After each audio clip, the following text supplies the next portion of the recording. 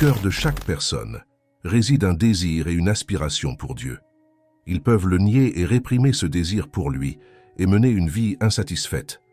Mais Dieu a fait en sorte que nous ayons tous une conscience qui est émue, touchée et perturbée lorsque nous entendons le message de l'Évangile.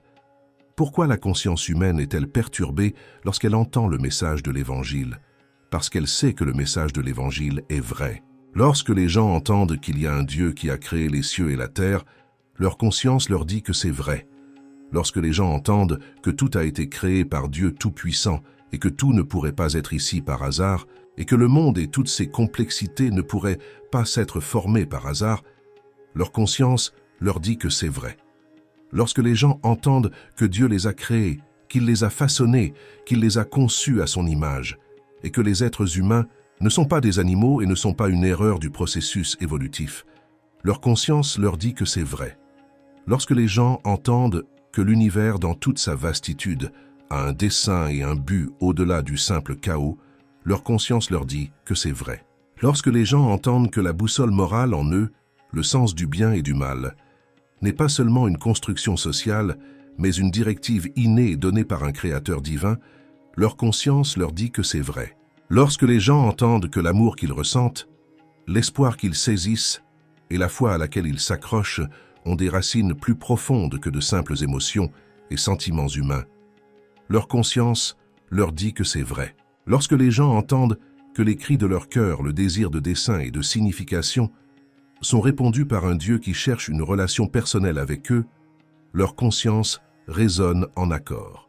Lorsque les gens entendent que chaque lever de soleil qu'ils témoignent, chaque respiration qu'ils prennent et chaque moment qu'ils apprécient sont des cadeaux d'un Dieu aimant qui les connaît intimement, leur conscience leur dit que c'est vrai. Lorsque les gens entendent que le Dieu qui a créé cet univers et l'humanité attend donc que sa création l'aime et obéisse aux lois qu'il a établies dans son univers, leur conscience leur dit que c'est vrai. Mais pourquoi les gens luttent-ils contre leur propre conscience s'ils savent que c'est vrai? La réponse est simple. Le message de l'Évangile révèle que nous sommes tous coupables. Qui veut entendre qu'il est coupable? C'est pourquoi les gens répriment le message de l'Évangile, car il pointe du doigt chacun de nous et nous dit que nous sommes tous coupables et que nous ne sommes pas à la hauteur des lois de ce Dieu infini. Il a établi des exigences que nous n'avons pas remplies, et leur conscience leur dit que tout cela est vrai et que Dieu exige que nous nous aimions les uns les autres, parce que tous les humains sont faits à l'image de Dieu et donc spéciaux aux yeux de Dieu.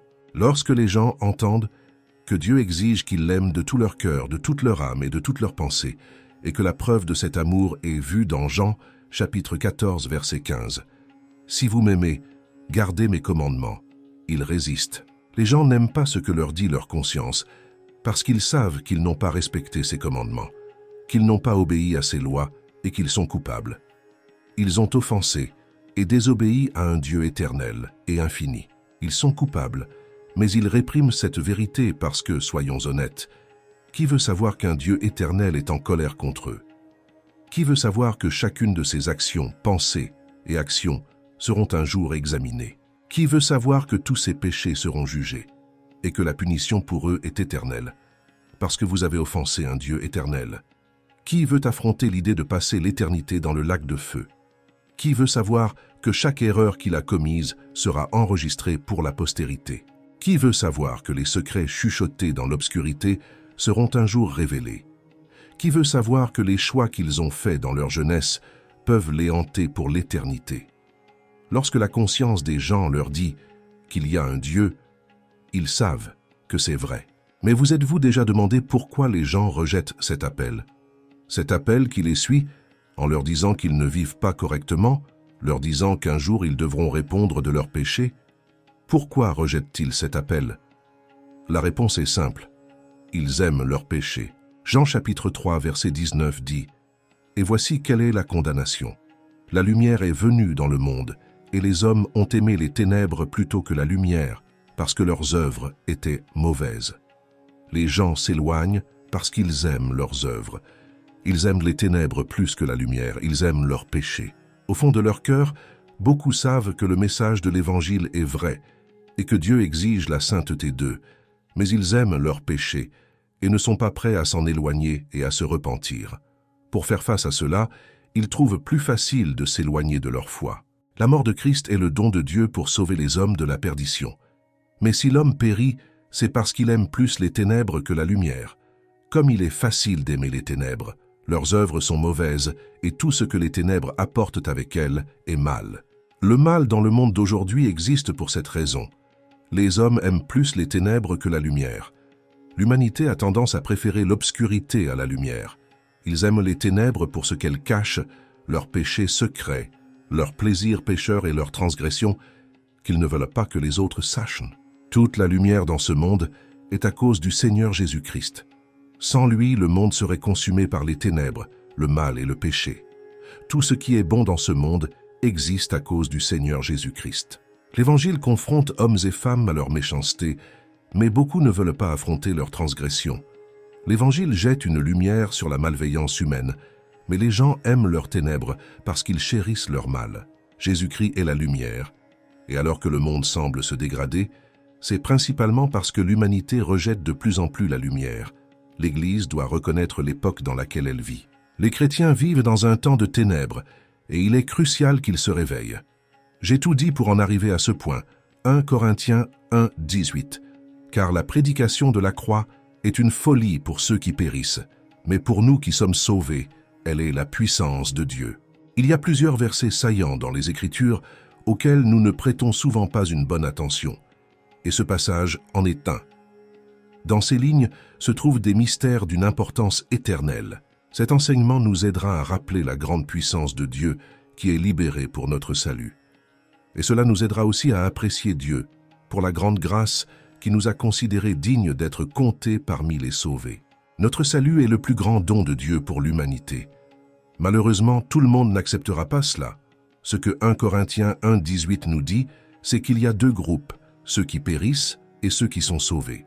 La Bible nous rappelle ces deux groupes tout au long de l'Écriture, et même au jour du jugement, il y aura ces deux groupes. Romains 1, 16 dit « Car je n'ai point honte de l'Évangile. C'est une puissance de Dieu pour le salut de quiconque croit, du juif premièrement, puis du grec. » Comme Paul, nous ne devons pas avoir honte de l'Évangile, sachant que c'est la puissance de Dieu pour sauver les pécheurs. Peu importe à quel point un pécheur peut être ardent, la puissance de l'Évangile peut le ou la mettre à genoux, se prosternant devant la Seigneurie de Christ. Ceux d'entre nous qui ont été sauvés doivent relever le défi de prêcher l'Évangile de Christ aux perdus, les réconciliant avec Dieu. La vérité est que nous avons été sauvés pour sauver les autres, et nous ne devons pas échouer dans cette tâche.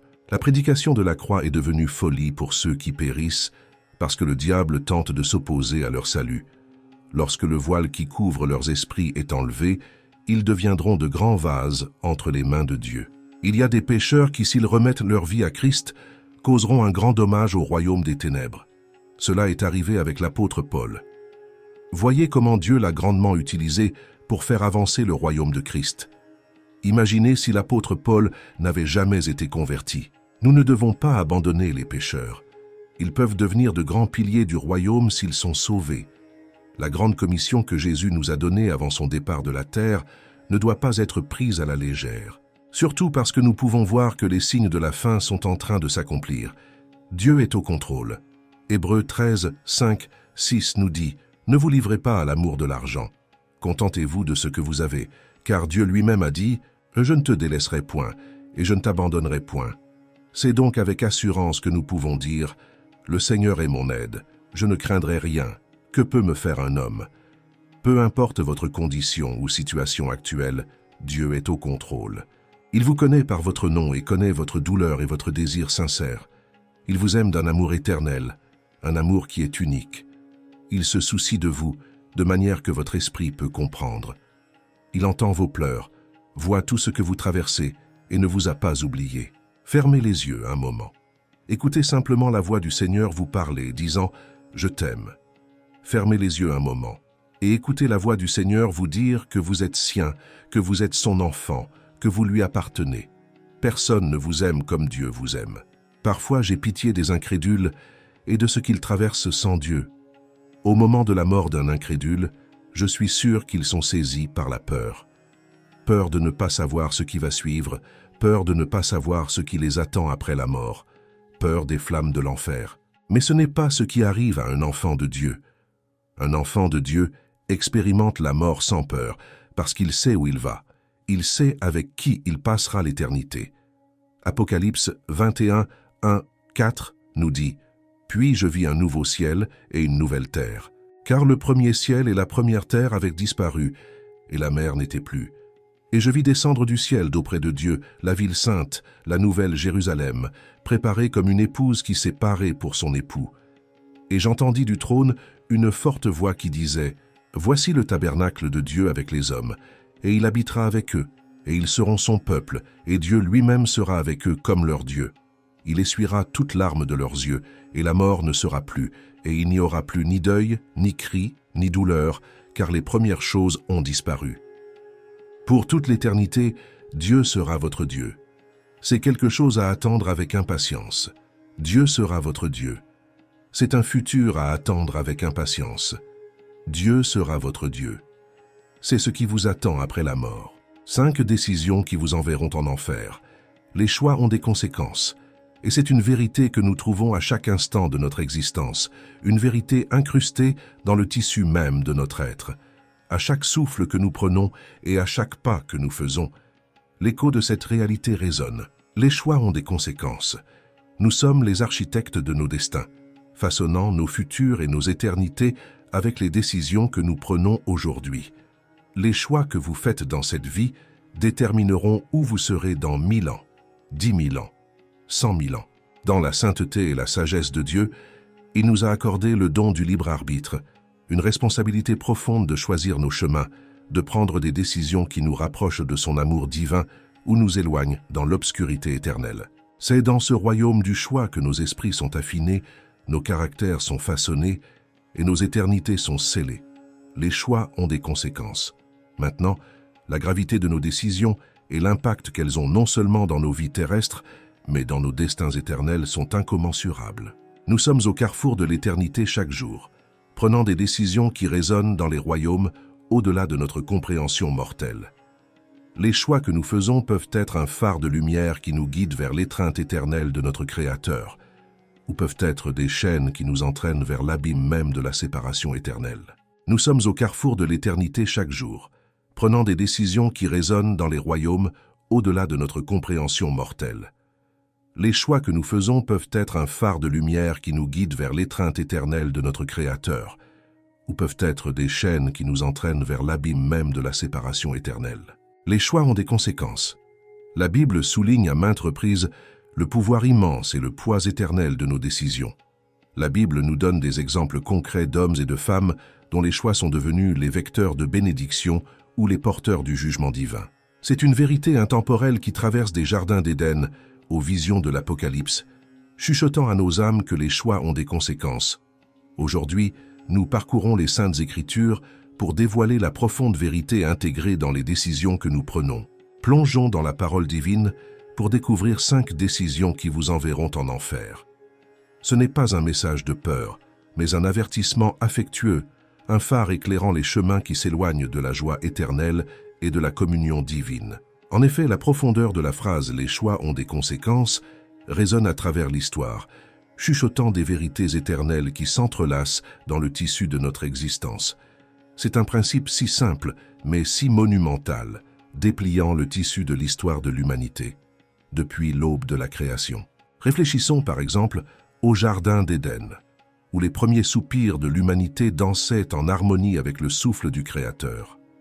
Qu'Adam et Ève, les ancêtres de notre race, ont fait face à un choix, une décision dont l'ombre s'étendrait sur des générations, modifiant même le noyau même de l'existence humaine. Leur choix, la décision de se rebeller, de participer à l'interdit, a déclenché un torrent de tristesse, de douleur et de séparation. Chaque douleur, chaque brisure de cœur, chaque larme versée dans les coins silencieux de la nuit peut être retracée jusqu'à ce moment dans le jardin, où les choix ont gravé des conséquences dans le cœur de l'humanité. C'est une démonstration vivante et déchirante des répercussions de nos décisions. C'est un écho éternel qui nous rappelle le pouvoir transformateur de nos choix.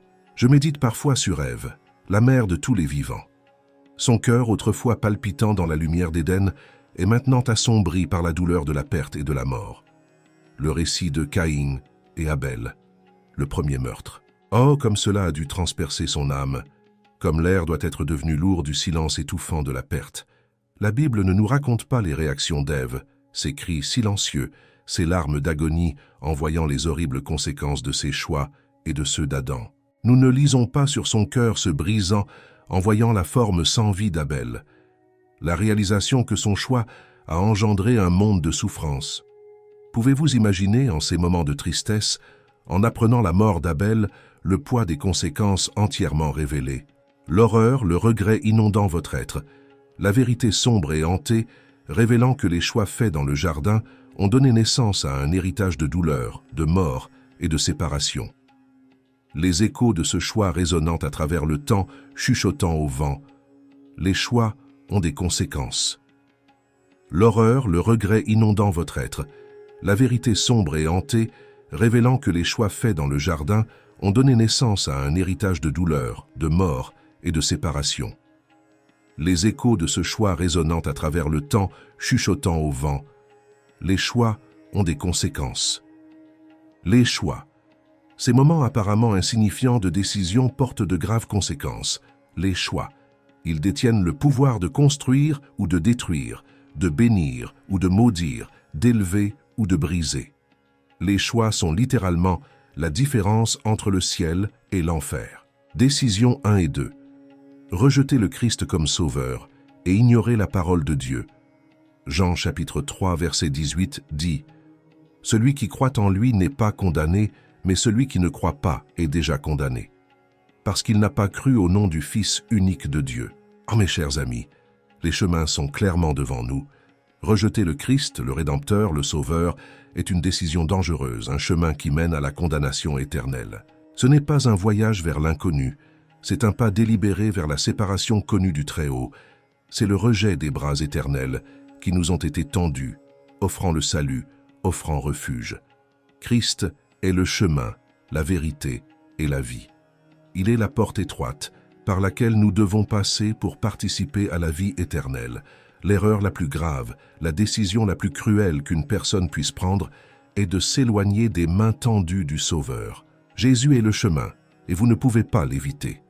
Jésus-Christ est le seul chemin et vous devez faire affaire avec lui. La grandeur et la puissance de notre Seigneur et Sauveur Jésus-Christ. Il est le guerrier de la Bible, plus puissant que tous les archanges réunis. Que cette vérité résonne dans nos cœurs et allume un feu d'espoir et de force en nous.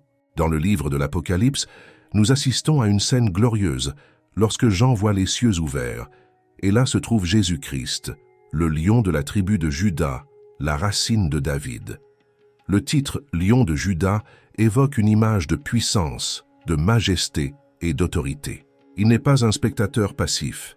Il est le roi des rois et le seigneur des seigneurs, nous guidant vers la victoire. Il est l'alpha et l'oméga, le commencement et la fin. Il est le premier et le dernier, l'Éternel, qui n'a ni commencement ni fin. Il est le grand je suis, le haut existant et tout suffisant, qui est devant le temps et la création. Il est le vieillard des jours, dont la sagesse et l'autorité transcendent les époques. Il est la parole qui s'est faite chair, habitant parmi nous, plein de grâce et de vérité. Il est la lumière du monde, brillant dans les ténèbres, dissipant la peur et apportant espoir aux perdus. Il est le bon berger, guidant son troupeau avec soin et protection. Il est le pain de vie, rassasiant la faim de nos âmes avec sa vérité nourrissante. Il est l'eau vive, étanchant la soif de nos cœurs avec son amour éternel. Il est la résurrection et la vie, vainquant la mort et offrant la vie éternelle à tous ceux qui croient en lui. Il est le chemin, la vérité et la vie, le seul chemin vers le Père. Il est la porte, l'entrée vers le salut, à travers laquelle nous trouvons la vie abondante et l'accès à la présence du Père. Il est le grand médecin, guérissant les cœurs brisés et traitant de nos blessures. Il est le consolateur, consolant en temps de tristesse et nous remplissant d'une paix qui dépasse toute compréhension. Il est le Rédempteur, qui a payé le prix de nos péchés de son précieux sang. Il est l'agneau de Dieu, qui ôte le péché du monde. Jésus est le justificateur, nous déclarant justes par la foi en lui. Il est le prince de la paix, apportant réconciliation entre Dieu et l'humanité. Il est l'avocat, intercédant en notre nom devant le Père. Jésus est le chemin et vous ne pouvez pas l'éviter. Jésus-Christ est le seul chemin et vous devez faire affaire avec lui. Mais ce n'est pas seulement le rejet ouvert de Christ qui mène à un destin éternellement dangereux, c'est aussi le subtil refus de sa parole. Proverbes, chapitre 13, verset 13, éclaire cette réalité. Celui qui méprise la parole se perd, mais celui qui respecte le commandement sera récompensé. La parole de Dieu est la boussole par laquelle nous naviguons dans ce monde. Respecter le commandement n'est pas seulement une exhibition extérieure de religiosité, c'est une transformation interne, un reconditionnement du cœur qui aligne notre volonté sur la volonté divine de Dieu. Lorsque nous honorons ses commandements, lorsque nous vivons selon toute parole qui sort de la bouche de Dieu, cela apporte une récolte de justice, une récompense à la fois temporelle et éternelle. Troisième décision, vivre dans le péché impénitent. Le voyage de nos âmes à travers le champ de bataille de ce monde est rempli de luttes contre les tentations et les péchés qui entravent nos pas. La parole de Dieu résonne en Hébreux, chapitre 10, versets 26 et 27, avec un avertissement poignant. Car si nous péchons volontairement après avoir reçu la connaissance de la vérité, il ne reste plus de sacrifice pour les péchés, mais une attente terrible du jugement et un feu ardent qui dévorera les adversaires. Oh, cette vérité presse nos cœurs. C'est un rappel solennel que vivre dans le péché impénitent n'est pas un destin imposé sur nous, c'est un choix, une décision continue et délibérée de marcher contre la lumière de la vérité que nous avons reçue. C'est un rejet quotidien de la sainteté et du pouvoir sanctifiant du sang de Christ. Mes chers frères et sœurs, chaque acte de péché délibéré est un pas vers les ombres, loin de la gloire radieuse de notre Rédempteur. Et les choix, mes frères, ont des conséquences profondes et résonnantes. Une vie inchangée, un cœur immobile par la grâce aimante de Dieu, parle des volumes de l'absence du fruit de l'Esprit Saint. C'est une terre stérile où le fruit de la maîtrise de soi ne fleurit pas. Le péché continu et délibéré est un joug qui retient l'âme. C'est un mur qui nous sépare de l'étreinte vivifiante de notre Seigneur. Mais oh, quelle espérance, quelle grâce illimitée nous est offerte. Tant que le souffle de vie remplit encore nos poumons, tant que la lumière du jour gracie encore nos yeux, le repentir est une porte ouverte devant nous, une voie pour retourner dans les bras de notre Père aimant. La miséricorde de Dieu est un océan de profondeurs infinies, prêt à engloutir nos péchés et transgressions, prêt à laver la tache de nos iniquités. Il n'est jamais trop tard pour revenir, jamais trop tard pour retourner au berger et gardien de nos âmes. Détestons le péché, méprisons sa tromperie, ses plaisirs éphémères, ses satisfactions passagères. Le péché n'est pas notre compagnon, c'est notre adversaire. Ce n'est pas notre consolateur, c'est notre accusateur. Détestons le péché avec une haine divine, méprisons son attraction et évitons ses pièges. Embrassons plutôt les commandements aimants de notre Seigneur, marchons dans les voies de sa justice et trouvons du repos pour nos âmes. L'autel de la miséricorde de Dieu n'est pas un lieu de condamnation, mais de libération, non de jugement, mais de grâce. Le pardon de Dieu est un décret divin d'absolution, une proclamation royale de notre libération des entraves du péché. Et oh, comme notre Dieu est prêt, comme il est désireux de pardonner, de restaurer, de reconstruire les ruines de nos vies, enfants de Dieu. Les tambours de l'éternité battent à chaque battement de cœur. Les grains de sable du temps s'écoulent rapidement dans le sablier de notre existence. Ne durcissez pas vos cœurs, ne permettez pas que la tromperie du péché entraîne vos âmes dans l'abîme de la séparation éternelle. Repentez-vous aujourd'hui, tournez vos cœurs vers Dieu aujourd'hui et expérimentez le pouvoir transformateur de son amour rédempteur. Aujourd'hui, n'aimez pas le péché, détestez-le avec une haine sainte, ne vivez pas dans le péché, fuyez-le et courez vers l'étreinte aimantée de notre Sauveur. Quatrième et cinquième décision. Niez Christ devant les hommes et aimez plus le monde que Dieu. Notre Seigneur Jésus, la parole éternelle faite chair, prononce une vérité d'une gravité profonde en Matthieu, chapitre 10, verset 33, déclarant « Mais quiconque me reniera devant les hommes, je le renierai aussi devant mon Père qui est dans les cieux. » Ce déni n'est pas seulement un murmure fugace de trahison. Ce n'est pas seulement un écho transitoire d'abandon, comme le montre l'exemple de Pierre. C'est une vie plongée dans le déni continu et implacable de Christ, une vie qui nie la rédemption et l'identité trouvée dans le Fils de Dieu. C'est une vie qui choisit chaque jour de rejeter la gloire et l'amour de notre Sauveur, de supprimer la vérité de sa puissance de résurrection, et c'est ce choix, cette décision, qui résonne à travers les chambres de l'éternité avec des conséquences de signification éternelle. C'est un rappel solennel que notre profession publique de foi n'est pas seulement une confession, c'est une déclaration de loyauté, un engagement envers celui qui a supporté nos péchés et nos souffrances.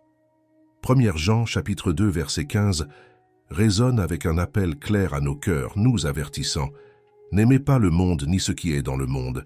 Si quelqu'un aime le monde, l'amour du Père n'est pas en lui. » C'est un rappel solennel que notre profession publique de foi n'est pas seulement une confession, c'est une déclaration de loyauté, un engagement envers celui qui a supporté nos péchés et nos souffrances.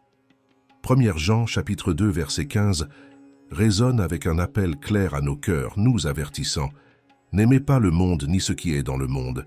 Si quelqu'un aime le monde, l'amour du Père n'est pas en lui. » C'est un puissant rappel, un phare spirituel illuminant le chemin de nos choix. L'appel du monde est tangible, ses offres de plaisir, de joies éphémères, attirent l'âme avec des murmures tentateurs. Mais oh, c'est un choix que d'aimer le monde.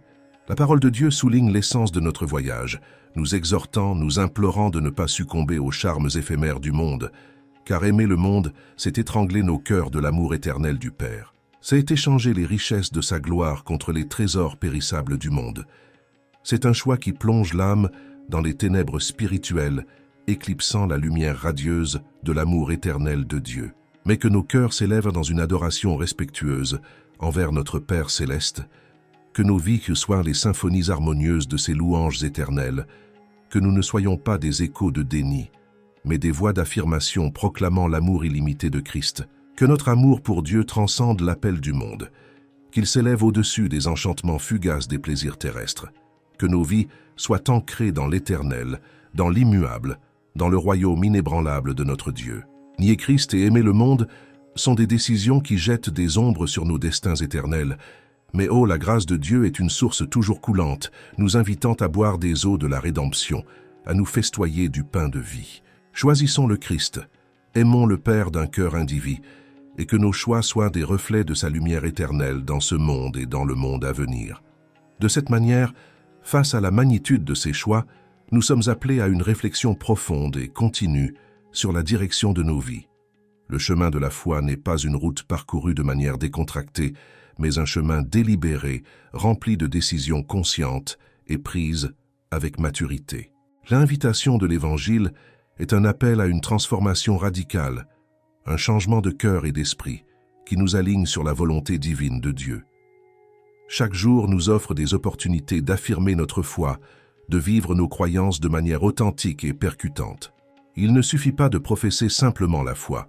Notre vie doit être une démonstration vivante du pouvoir transformateur de Christ en nous. En tant que disciples de Christ, nous sommes appelés à être des lumières dans un monde souvent dominé par les ténèbres, à être le sel de la terre, préservant et enrichissant la vie autour de nous avec la vérité et l'amour de Dieu. Le choix de suivre Christ n'est pas un acte isolé, mais un voyage continu de croissance, d'apprentissage et de soumission. À chaque pas que nous faisons vers lui, il avance vers nous, nous remplissant de sa grâce, de sa force et de sa sagesse. Au milieu des tribulations, des doutes et des défis, nous sommes fortifiés par la connaissance que nous ne marchons pas seuls. Dieu lui-même marche avec nous, guidant nos pas et éclairant notre chemin.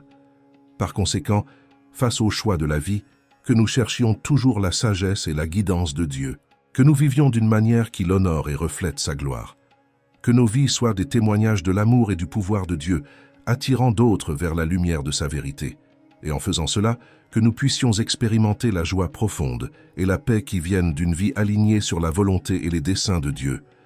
En résumé, les décisions que nous prenons façonnent non seulement notre présent, mais définissent aussi notre avenir éternel.